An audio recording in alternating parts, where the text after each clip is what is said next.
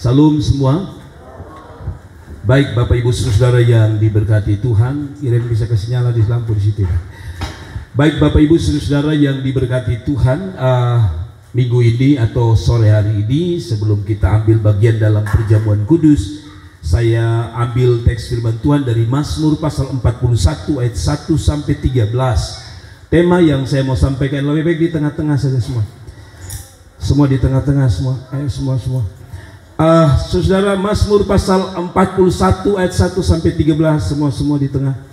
Untuk pemimpin biduan, Mazmur Daud, berbahagialah orang yang memperhatikan orang lemah. Tuhan akan meliputkan dia pada waktu celaka. Tuhan akan melindungi dia dan memelihara nyawanya sehingga ia disebut berbahagia di bumi. Engkau takkan membiarkan dia dipermainkan musuhnya.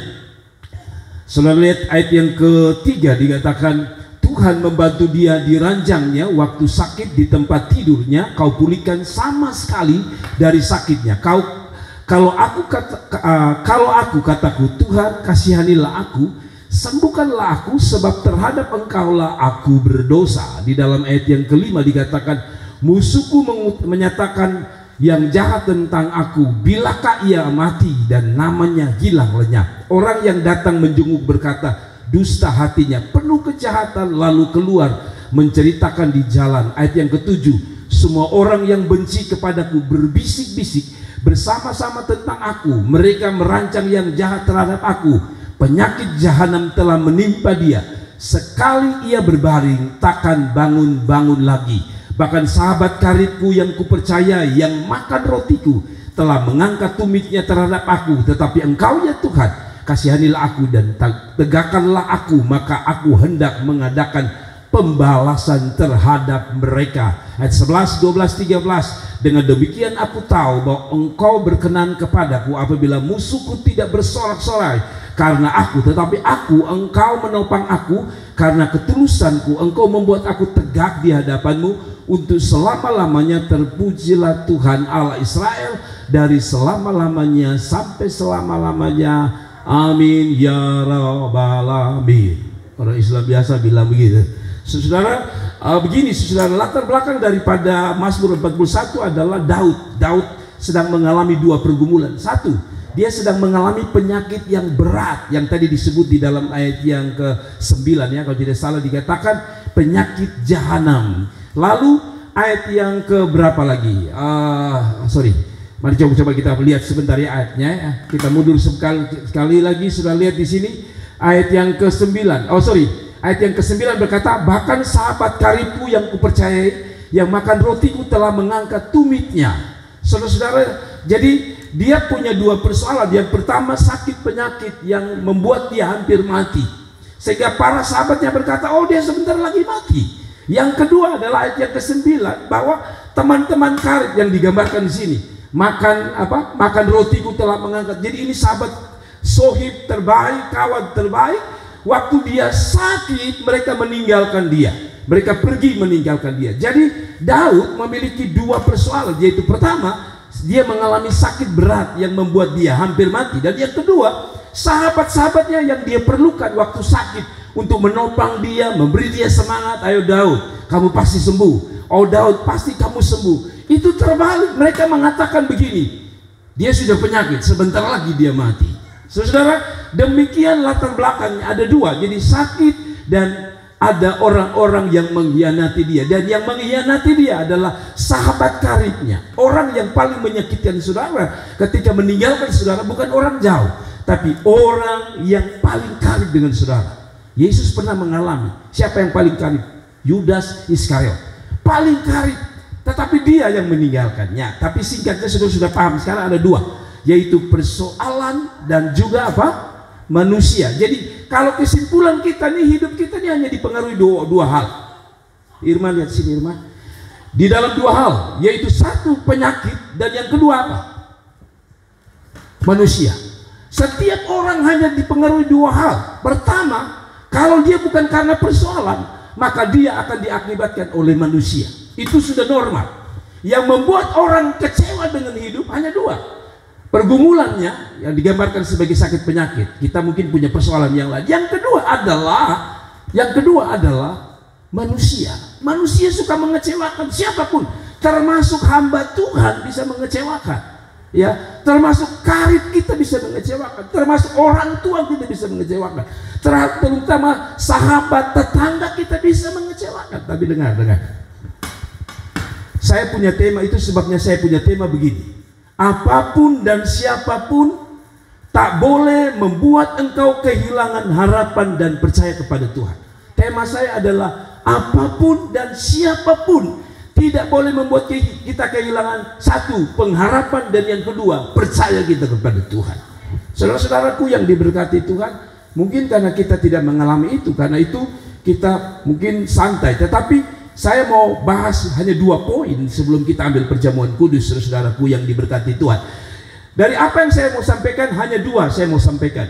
Dari tema tadi, apapun, siapapun, kondisi apapun tidak boleh membuat engkau kehilangan apa? Harapan dan percaya. Yang pertama, saya bahas, apapun masalahnya tidak boleh membuat kita kehilangan harapan pada Tuhan. Tadi saya bilang karena apa dia sakit. Ayat yang ke-1, coba lihat gitu. Untuk memimpin biduan, Mazmur Daud, berbahagialah orang yang memperhatikan orang lemah. Tuhan akan meluputkan dia pada waktu apa? Celaka. Tuhan akan melindungi dia dan memelihara nyawanya sehingga ia disebut berbahagia di bumi. Engkau takkan membiarkan dia dipermainkan musuhnya. Tuhan membantu dia di ranjangnya. Jadi Daud ini sudah tidak bisa bangun lagi, terbaring sakit berat. Lalu dia apa? Tuhan membantu dia di ranjangnya yang sakit, di tempat tidurnya yang kau pulihkannya sama sekali dari sakitnya. Ayat 4, kalau saudara lihat, kalau aku kataku, Tuhan kasihanilah aku, sembuhkanlah aku, sebab terhadap engkaulah aku berdosa. Musuhku mengatakan hal yang jahat tentang aku, biarlah ia mati dan namanya lenyap. Jadi saudara-saudaraku, latar belakang pertama adalah Daud sekalipun dia sakit berat, ya, yang mungkin oleh dokter kalau zaman sekarang tidak lagi bisa disembuhkan, Daud masih menaruh percaya kepada Tuhan, bahwa dia bilang ayat 4, Tuhan pasti sembuhkan aku. Saudara-saudara, saya suka melayani orang. Kalau orang sakit itu 1-2 hari, biasa kalau kita omong yakin Tuhan sembuhkan, dia masih percaya. Tapi kalau saudara ketemu orang yang sudah puluhan tahun kena kanker, kena tumor, saudara omong kadang-kadang mental, orang Jawa bilang. Saya sudah pelayanan orang-orang yang sudah kecewa dengan hidup, ditambah sakit penyakit, sudah sakit penyakit, tidak ada uang pergi ke dokter. Kalau saudara omong tentang Tuhan, sering mungkin dia bilang begini, yes, tapi di hatinya, kalau memang Tuhan ada, mengapa saya menderita? Tapi bagi Daud, dia tidak punya kesempatan memberi celah kepada setan untuk berbisik. Allah sudah tidak ada, Allah sudah meninggalkan dia, Allah sudah tidak peduli dengan dia. Bagi Daud, dia tidak konsentrasi dengan itu, tapi dia konsentrasi pada Tuhan Allah. Saudara, banyak kali ketika kita punya masalah, kadang-kadang kan kita buyar iman kita.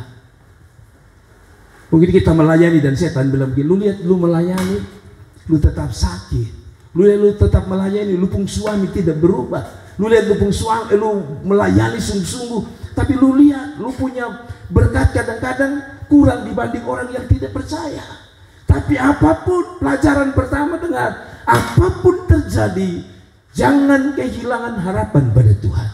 Daud mungkin sudah pada titik ngos-ngosan, atau Daud sudah pada titik di ruang UGD yang mungkin tinggal sedikit lagi mati, tapi Daud tetap tidak lihat penyakitnya. Daud lihat, saya masih punya harapan pada Tuhan Allah.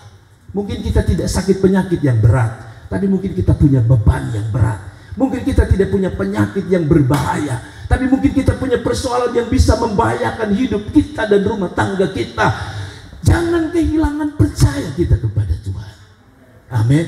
Saya tahu hidup hari-hari ini sukar, bicara tentang persoalan, makan susah, cari uang susah, tapi yakinlah Tuhan masih menjadi tempat dan harapan kita. Ada amin. Sudah dengar baik-baik, Tuhan masih menjadi harapan kita. Yakinlah Tuhan masih menjadi harapan kita. Ya, sekali lagi saya jujur, dalam pengembalaan di gereja ini, hari-hari ini, kalau saudara lihat, penghasilan gereja tidak begitu luar biasa. Kalau saya lihat keuangan, maka saya akan berhenti melayani Tuhan.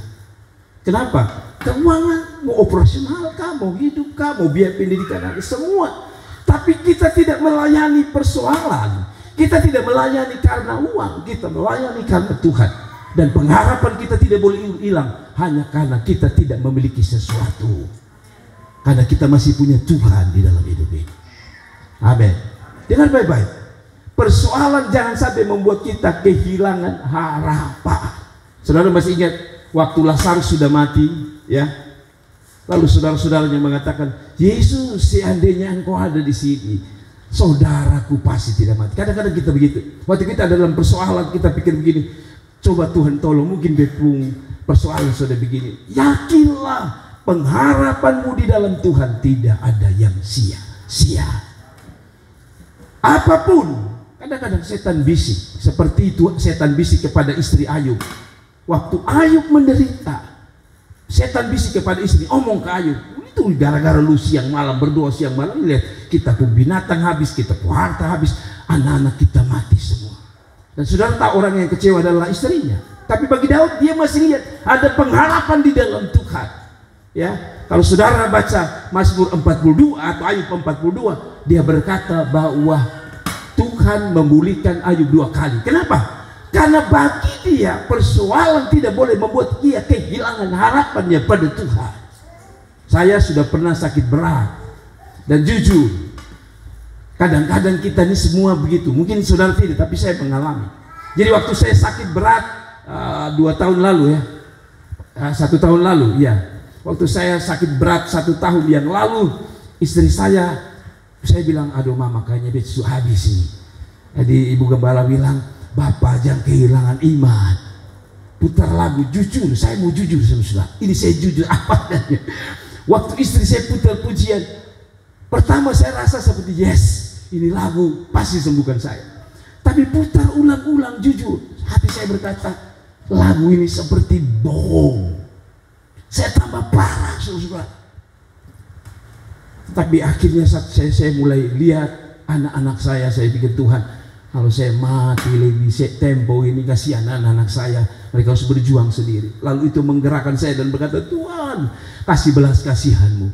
Saya masih meyakini Tuhan pasti sembuhkan saya. Dan Tuhan sembuhkan. Ya, kemarin dulu saya sakit dan saya bilang sama Tuhan, Tuhan, saya trauma lah, saya tidak mau sakit lama-lama. Saya mau pelayanan Tuhan. Dan ketika saya mulai sakit, saya bilang sama istri saya agak trauma sedikit dengan penyakit tahun yang lalu, dan saya mau Tuhan sembuhkan saya. Dan dalam keadaan sakit itu saya betul-betul berjuang dan berharap sama Tuhan. Dan puji Tuhan, langsung besoknya saya bawa mobil keliling Kota Kupang, antar istri dan adik saya keliling-keliling, dan saya disembuhkan Tuhan. Dengar, persoalan tidak boleh membuat engkau kehilangan harapan. Saudara, kalau baca Roma pasal 8 ayat 35 sampai 39, jelas dikatakan oleh Paulus punya 2 persoalan, yaitu sakit penyakitnya, pergumulannya, dan juga manusia. 2 hal yang membuat kita bisa kecewa adalah persoalan dan juga apa? Manusia. Jadi itulah sisi buruk kita. Roma 8 ayat 35, sini tidak ada, ya, saya mau baca. Siapakah yang akan memisahkan kita dari kasih Kristus? Penindasan, kesesakan, penganiayaan, atau kelaparan, atau ketelanjangan, atau bahaya, atau pedang? Seperti ada tertulis, karena engkau kami ada dalam bahaya maut, sepanjang hari kami telah dianggap sebagai domba-domba sembelian. Tapi dalam semuanya itu kita lebih daripada orang-orang yang menang oleh Dia yang telah mengasihi kita. Paulus melihat sama. Dia bilang bahwa apapun persoalan, kelaparan, ketelanjangan, bahaya tidak boleh memisahkan aku dari kasih Kristus. Bagi dia Yesus adalah pengharapan. Tuhan adalah pengharapan. Saudara yang setuju katakan amin. Jadi saudara dengar baik-baik. Kadang-kadang kemiskinan membuat orang kecewa dengan Tuhan. Kadang-kadang kesusahan membuat orang kehilangan harapan pada Tuhan. Ketong serius-serius dengan Tuhan, ketemu hidup susah begini Pak Pendeta. Tapi tambah miskin adalah lapar tambah. Tapi sekali lagi, persoalan tidak boleh membuat engkau hilang harapan. Tapi persoalan justru menantang engkau untuk semakin berharap pada Tuhan. Sekali lagi, persoalan tidak boleh membuat engkau kehilangan harapan. Tetapi teruslah berharap kepada Tuhan, karena Tuhan adalah sumber harapan yang terbaik. Yang kedua, kita akan selesai. Yang kedua, saudara, persoalan yang membuat manusia kadang-kadang kecewa, bukan hanya kecewa dengan sesama, tapi kecewa dengan Tuhan karena pertama tadi persoalan. Tadi Daud sakit penyakit, kita mungkin punya pergumulan, kita pahit dengan Tuhan karena hidup dari dulu hanya susah saja. Tetapi yang kedua, kalau sudah lihat poin yang kedua, siapapun tidak boleh membuat kita kehilangan cinta dan percaya kita kepada Tuhan. Sekali lagi poin yang kedua, siapapun tak boleh membuat kita kehilangan cinta dan percaya pada Tuhan. Dalam konteks tadi saya bilang apa? Sahabat karib. Kalau yang nama sahabat karib, saudara punya sahabat karib, kadang-kadang dia jadi lebih dari keluarga, betul ya? Dia kadang-kadang lebih dari saudara. Ya, kalau mau bilang kadang-kadang kita lebih mencintai dia daripada orang-orang keluarga misalnya. Kadang-kadang sahabat karib itu, ya, itu sebabnya waktu saudara berkelahi dengan orang yang paling kita hormati, yaitu orang tua pun kadang-kadang kita lari ke siapa? Ke sahabat, ke orang karib. Tapi bayangkan, orang karib ini justru dia yang mengkhianati Daud. Daud bisa bilang, aduh, tadi kan ayat 4 bilang dia, sudahlah kita lihat sih, ayat yang ke-7 sampai 10. Sudah lihat ini, semua orang yang benci kepadaku berbisik-bisik bersama-sama tentang aku. Mereka merancang yang jahat terhadap aku. Penyakit jahanam telah menimpa dia. Sekali ia berbaring takkan bangun lagi. Kalau Anda tidak percaya, perhatikan baik-baik. Orang yang tidak suka saudara paling suka kondisi ini. Saudara mulai sakit, saudara mulai miskin, saudara orang bilang apa? Temanmu akan mulai gini. Ku tahu tidak? Susah sakit. Yakinlah pasti mati. Itulah yang Daud dengar. Daud bukan dengar dari seorang sahabat yang berkata bangun saudara-saudara, tapi Daud dengar adalah bisikan berkata dia semua mati, dia mati lebih cepat lebih baik. Dan Daud sekali lagi bisa saja marah sama Tuhan. Tuhan, kalau Tuhan tidak bela para musuh, bahkan karibku akan menertawakan aku. Tapi dia tidak kehilangan percaya. Dia meyakini bahwa Tuhan tidak akan meninggalkan dia. Saudara dengar baik-baik. Lalu ayat yang ke-9, 10 sampai. Bahkan sahabat karibku yang kupercaya yang mengangkat makan rotiku telah apa? Mengangkat tumit terhadap aku. Yesus pernah mengalami yang namanya Yudas. Ya, Alkitab bilang dia mengangkat tumit, persis juga ya. Persis seperti Daud. Nah, begini maksud saya saudara-saudara. Bicara tentang sahabat karib, orang yang dia percaya, orang yang mungkin dia cintai, orang yang mungkin dia cerita persoalan dia. Ya, kadang-kadang hati-hati, saya kasih ingat saudara. Dalam curhat, kalian harus hati-hati, saudara harus hati-hati. Sekalipun sahabat karib, bahkan sahabat karib bisa menjadi orang yang akan membenci saudara. Maksudnya begini, sahabat karib bolehlah kita cerita, tapi ada batasan-batasan. Kalau saudara terlalu cerita terlalu sensitif tentang hidupmu, dia bisa beberkan satu waktu ketika saudara dan saya dengan dia putus hubungan. Mengerti ya? Waktu kita masih baik tidak apa-apa. Dia jadi tempat curhat yang terbaik. Tapi kalau Anda tidak berhati-hati, kan manusia ini kan ada waktu di mana sebentar bisa baik, sebentar putus atau rusak. Nah, pada waktu rusak dia sudah kumpul semua data tentang Anda waktu Anda menceritakan tentang dia. Dan itu kapan saja dia bisa sadar. Dan kemungkinan Daud mengalami itu. Sekali lagi Daud bisa kecewa dan bilang, Tuhan, beta kecewa dengan hidup, beta kecewa dengan sahabat. Beta juga kecewa dengan Tuhan. Kenapa? Tuhan tidak bisa jaga di pemulutku, dia jaga senjata beta. Misalnya begitu. Tapi sekali lagi, kalau saudara lihat ayat yang ke-11, 12, coba perhatikan. Saudara lihat ayat 11, 12 ya. Tetapi aku, engkau menopang aku karena ketulusanku. Engkau membuat aku tegak di hadapanmu selama-lamanya. Terpujilah Tuhan Allah Israel dari selama-lamanya sampai selama-lamanya. Daud lihat siapa? Tuhan. Saudara-saudara, kalau saudara datang dalam kebaktian, saudara lihat teman dalam pelayanan, teman dalam gereja, saudara akan kecewa. Bahkan saya jamin, kalau saudara datang hanya mau hidupmu beres, maksudnya tanpa persoalan, saudara salah tempat. Selama ada di dunia saya selalu bilang, manusia selalu berhadapan dengan persoalan. Yang kedua tadi saya bilang, orang yang paling gampang bisa mengecewakan bukan orang jauh, tapi orang dekat. Siapa yang paling orang benci? Mantan. Mantan itu siapa? Orang yang paling dekat. Berapa banyak saya lihat di Facebook berkata, mantan itu cocoknya diracuni. Mantan itu seperti sampah. Kalau saudara belajar komputer, ada satu tempat namanya apa? Recycle. Recycle itu waktu saudara hapus data, dia tersimpan di recycle, tempat sampah. Tapi Anda masih punya kesempatan, ambil kembali. dengan bahasa restore. Jadi kalau klik kanan, kalau klik restore, dia kembali ke tempatnya. Banyak orang tidak bisa move on karena tidak pernah delete sampahnya.